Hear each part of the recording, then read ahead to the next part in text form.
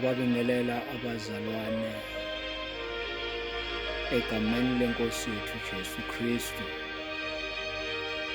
Ibandla likaNkulunkulu ey'ndaweni zonke lapho likhona, umphakathi umhlaba wonke, ezansi ne-Afrika, i-Afrika yonkana, ezweni lonke uNkulunkulu asenzele lona. Ngiyabingelela egameni likaJesu Kristu waseNazaretha. Kulesi sikhathi esibi,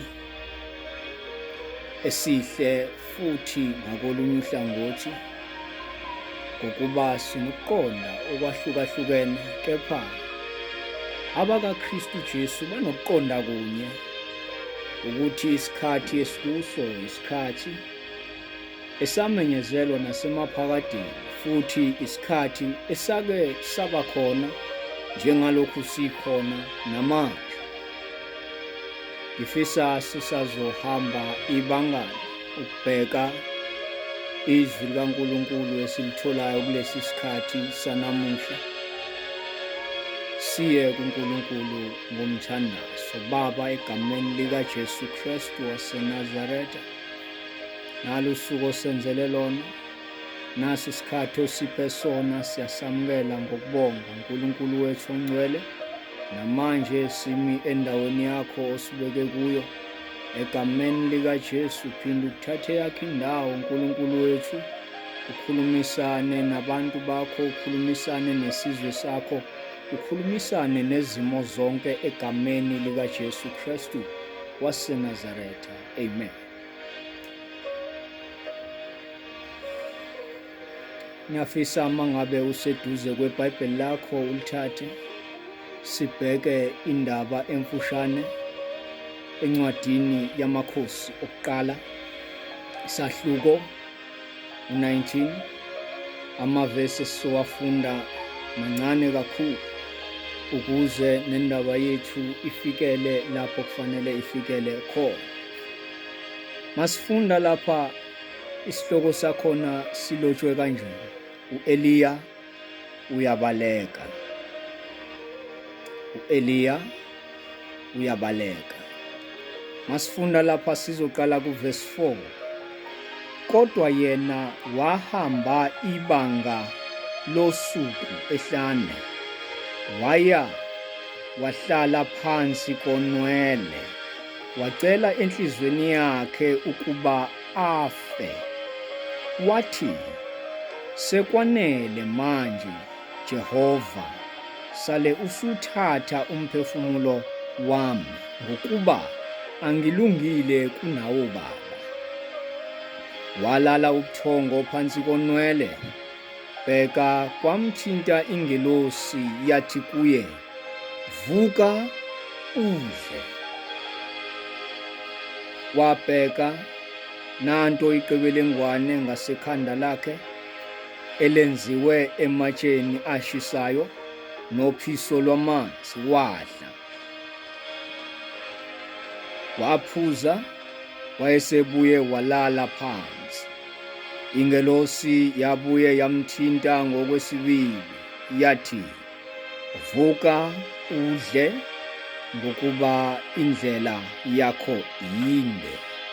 Wavuka, waphuza, wadla, wahamba ngamandla alokho kudla izinsuku ezingama40 nobusuku obungama40, waya entabeni kaNkulunkulu eHorebu. Baba, izwi lakho leli elingamadoda asiqondisayo, izwi lakho leli Baba, phinde ukukhuluma ngalo nakulesi sikhathi, ukhulumisana nathi, ukhulumisana nezwi lakho, ukhulumisana nabantu bakho, nakho konke okudalileyo egameni likaJesu Kristu waseNazaretha. Amen. Lapha izwe silibukayo, sibuka inceku kaNkulunkulu ekhethiwe uNkulunkulu, eqokiwe uNkulunkulu kuba yenze umsebenzi ayibekele wona. Sithola-ke manje kulesi sikhathi isehambweni, iyabaleka. siyithola isohambweni, iyabaleka ngoba u-Ahabi no-Izabel basemva kwayo bafuna ukuyisusa emhlabeni ngoba ibulele abaprofeti bakaBhali, yabulala abaprofeti babonkulunkulu babo. Umbuzo ovukayo uthi, uma inceku yenkosi, inceku kaNkulunkulu ekhethiwe yaqokwa uNkulunkulu ukwenza umsebenzi wakhe, mayibaleka ngabe uNkulunkulu ukephi na?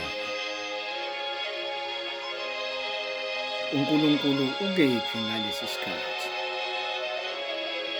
La sicapuna khona-ke lithi izwi lenkosi, wahamba ibanga elingangosuku, wayeseyalala phansi kwesihlahla esigama laso unwele. Umelala efikelwe ubuthongo kunomthandazo awuthandaza ngokujulile, ethandaza ngenhliziyo, engasathandazeli ukuphila nokusindiswa isandla sikaNkulunkulu, kodwa into ayeseyithandazela ukuthi naye avele efe ngoba akangcono kunawo baba bakhe, akangcono kunabomkhulu bakhe, akangcono kunabokhokho bakhe o-Abraham. Uma simbuka kulesi sikhathi ethandaza lo mthandazo, lokhu kukhomba ukuthi enhlizweni yakhe wayesewanele ukubaleka, wayesewanele, esanelisiwe nokwenzekile empilweni yakhe, konke okumehlele, konke okubi, konke okuhle okumehlele, wayesewanelisiwe. Wawuthandaza lo mthandazo elithi iBhayibheli, ewuthandaza lo mthandazo kwabe sekwehla ubuthongo, mabehla ubuthongo walala. Esalele wavuswa ingelosi kaNkulunkulu, imphathele isidlo. Siyakhumbula ukuthi uma ngabe uJesu wethu, uJesu Kristu ehleli nabafundi bakhe, wathi mababela isinkwa, wathi dlanini lokhu ngokuba kungumzimba wami, wathi phuzani lesi sitsha ngokuba siyigazi lami. uJesu ezihlukanisela abafundi. Lapha sithola ukuthi u-Eliya wake waficwa lo mzuzu wokuthi asidle isidlo senkosi, asidle ephansi konwele, ngoba ibanga wayesazolihamba labe lilide kakhulu. Bangaki kulesi sikhathi abantu abaphuthelwa isikhathi sokudla? Kulesi sikhathi esikusona kufanele ngabe singene kuso siyibandla likaNkulunkulu, sangena sidlile, ngenxa yokuthi ibanga esilimiselwe lide ngohlobo lwesimanga. Uma siphuma kulomgonqo esifakwe kuwona kulesi sikhathi, isifo esikhonjwa lapha nale, esingasiboni ngamehlo futhi esingeze sasibona, kufanele ngabe singenile kulomgonqo, singena sidlile izwi lenkosi, samudla uKristu, sasutha, sagcwaliswa ngaye, ukuze masiphuma kulomgonqo siphume sikhuluma indaba ezwakalayo, sithi impela uJesu uyasindisa, impela uJesu uyaphilisa. Ngabe sihleli kahle kulesi sikhathi, sihleli sisutha uKristu wethu, ugcwele enhlizweni yethu, sigcwalisiwe ngamandla. Kepha isikhathi esikusona kufumaniseka ukuthi kunomphakathi noma kunabantu abalizwayo bengalizwa izwi lenkosi, uNkulunkulu akhulumisane nabo, bamphikise. Ngesikhathi sokuthi ngabe bayamudla uKristu, bayamphuza uKristu, kodwa baphikisana nabashumayela izwi lenkosi, baphikisana nakho konke okwenzekayo kulesi sikhathi, bafuna lokhu okufunwa yibona, kodwa lokho okufunwa uKristu akwenzeki. Nceke yenkosi ilele phansi konwele, iyavuswa, ngoba uNkulunkulu akahambeli, akavakasheli nombani, kodwa uvakashela labo abanhliziyo yabo iseduzane naye, uvakashela labo abanhliziyo yabo iseduzane naye uNkulunkulu. Kulesi sikhathi esisibonayo sika Eliya, u-Eliya wayesemsebenzini, wayenza lokhu uNkulunkulu athi akakwenza.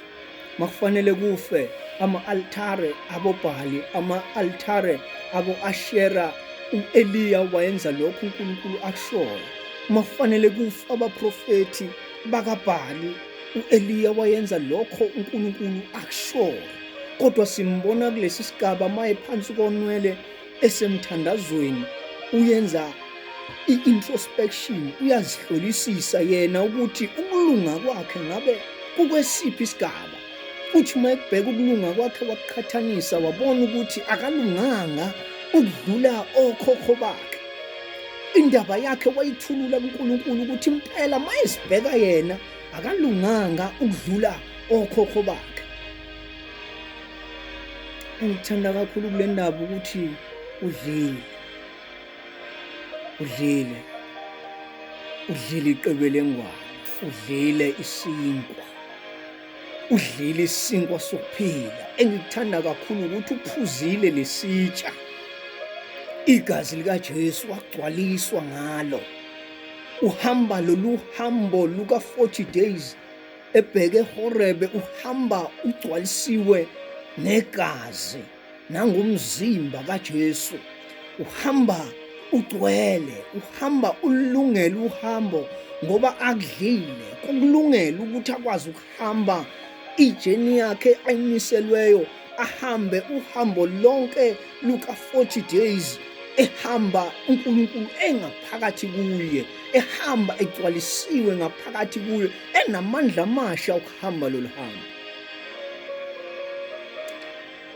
Ngabe udlile yini? Njengoba liphuma lishona ilanga, udlile yini? Njengoba lisazophuma lisazoshona, udlile yini?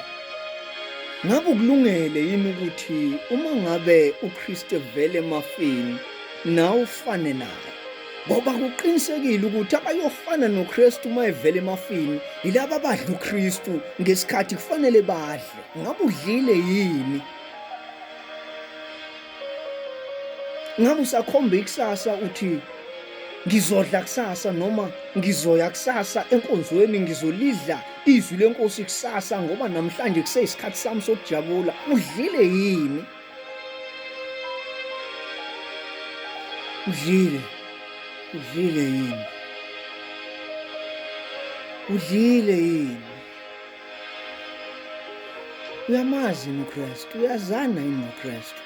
Ngoba ikhona nayo le ngozi yokuthi uzibone umazi uKristu kanti yena akakwazi. Udlile yini? uKristu wazi abantu abamdlile ngesikhathi sokudla, ngoba isikhathi sokudla siyamfikela noma ngabe ubani. Kodwa inkinga isekutheni abantu abaqapheli ukuthi isona yini isikhathi sokudla nokuthi ikhona yini lokhu akufanele bakudle. Udlile yini? Udlile yini? Lapha sifunda khona inceke kaNkulunkulu kulolu hambo elihambayo, sibona isiyongena noma isisemhumeni eHorebe, lapho yonke imithetho kaNkulunkulu yaqoshwa khona. Uma ngabe uMoses ehamba naye eyohlala entabeni for 40 days, yaqoshwa le mithetho. Nansi inceke manje uEliya ifumaniseka ikhona eHorebe, ihambe for 40 days, ihamba ngamandla okudla, akudle phansi konwele. Yaqoshwa imithetho, yagazethwa yonke la imithetho kaNkulunkulu entabeni yaseHorebe. Nansi inceke kaNkulunkulu sibona isikhona. Yathandaza Nkosi, angilunganga nami kunawo baba, angilungile kunawo khokho, sasungithatha. Kukhona abantu abathandaza umthandazo wokufa kunamhlanje, kodwa ekufeni baba abanakho ukuqonda ukuthi mabefa baya kuphi ngoba badlile. Umuntu odlile uyazi ukuthi mangabefa namhlanje uya kuphi, kodwa umuntu ongadlanga akazi, kodwa uyacabangela ukuthi mayefa uyohlala nabo babomkhulu. Akazi kodwa noma uyakhona ngoba bomkhulu yini, akazi noma babomkhulu bakhona yini la iyakhona. Udlile yini? Umuntu ozokwazi ukuhamba aye ebukhoneni kaNkulunkulu, umuntu odla uKristu manje senethuba, ngoba kukho ukuphenduka ngale kwethuba. Udlile yini? Udleni? Ngabe lokho kudlile kuzokusiza kule journey ka-40 days? Ngabe lokho kudlile kuzokusiza yini in the journey of your life? Kuzokusiza lokhu esimweni sempilo yakho ekuthaneni ukwazi ukuthi uphile ube umuntu ozohlangana noKristu ekufeni wakhe. Udlile yini? Udlile yini? Udlile yini? Niyazana yini noKristu? Umdlile yini uKristu? Umdlile yini uJesu? Isikhathi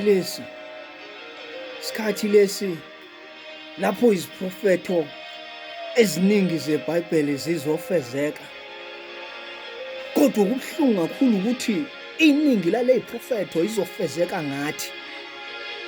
Kumuntu ukuzithuzela noma kukuwe ukuzikhethela ukuthi esona siphi isiprofeto ofisa siphezeke ngawe. Ngabe ufisa kufezeka isiprofeto esihle noma ufisa kufezeka isiprofeto esibi ngawe yini? Kodwa bazokwazi ukufeza iziprofeto ezinhle yilabo abamdlile uKristu. Udlile yini? Udlile yini? Takaba, angifisi ukuthi le ndaba mayifika kuwe ifika ungakwazi nokuzibona ukuthi umama kuphi. Kodwa kufanele uqonde ukuthi uma ungadlile, isikhathi sakho sokuthi hambe yodla udle uKristu. Uthi uKristu uma echaza athi mina ngiyisinkwa sokuphila. Umuntu ofuna ukuphila, umuntu ozodla uKristu, umuntu ongeze uhlangana noKristu akakwazi ukuphila ngoba akasidlili isinkwa sokuphila.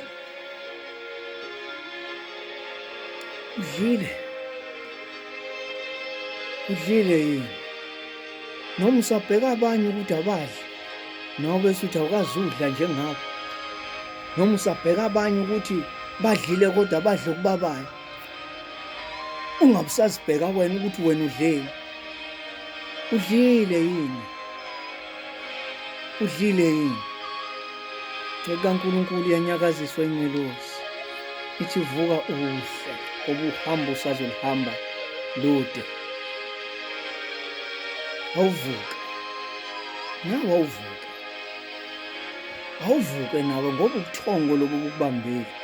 Njengalokhu ungaboni ubuhle bukaKristu, usebuthongweni, usenyongweni ebabayo. Vuka udle, Baba, egameni likaJesu Kristu waseNazaretha. Nabo abantu bakho emhlabeni wonke, uNkulunkulu wethu, uyababona ngeso lakho ngokuba lona lifikelela nasekujuleni kwenhliziyo. uNkulunkulu wethu ongcwele, sikhuluma ukuphila phezu kwempilo zabo. Phinda ukwehla Baba, banyakazise ebuthongweni abakubo.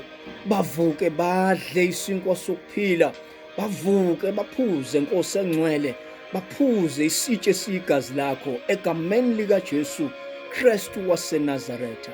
Amen. uNkulunkulu anigcine, uNkulunkulu anibusise egameni likaJesu Kristu waseNazaretha. Amen.